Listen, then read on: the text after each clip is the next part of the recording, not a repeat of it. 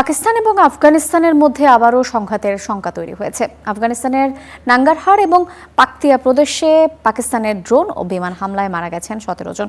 ইসলামাবাদের দাবি, জঙ্গি অবস্থান লক্ষ্য করে এই হামলা চালানো হয়েছে। তবে আফগানিস্তানের তালেবান সরকার বলছে বেসামরিক এলাকায় হামলার উপযুক্ত জবাব দেবে কাবুল। পাকিস্তানের বিমান ও ড্রোন হামলার পর এটাই আফগানিস্তানের সীমান্তবর্তী প্রদেশ নানগারহারের চিত্র। বিধ্বস্ত পুরো এলাকা।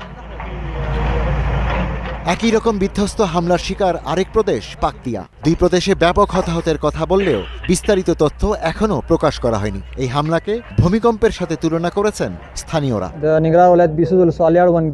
প্রথমে ভেবেছিলাম ভূমিকম্প, তাই সবাই ঘর থেকে দৌড়ে বের হয়ে যায়। এরপরেই বোমা হামলা শুরু হয়। আমি যখন বাড়ি ফিরে আসি তখন দেখি মাত্র একজন অক্ষত আছে, 2-3 জন আহত আর 8 জন শহীদ হয়েছে।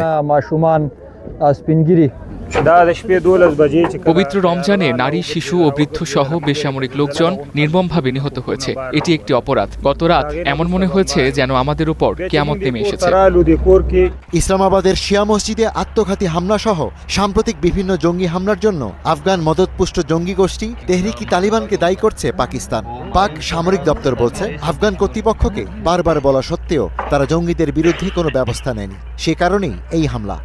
গোয়েন্দা তথ্যের ভিত্তিতে সীমান্ত এলাকায় তালেবান ও আইএস খোরসানদের 7টি ঘাঁটি লক্ষ্য করে নির্ভুল অভিযান চালিয়েছে ইসলামাবাদ। পাকিস্তানের কাছে প্রমাণ আছে যে এসব সন্ত্রাসী কর্মকাণ্ড আফগান ভিত্তিক নেতৃত্বের নির্দেশেই হচ্ছে।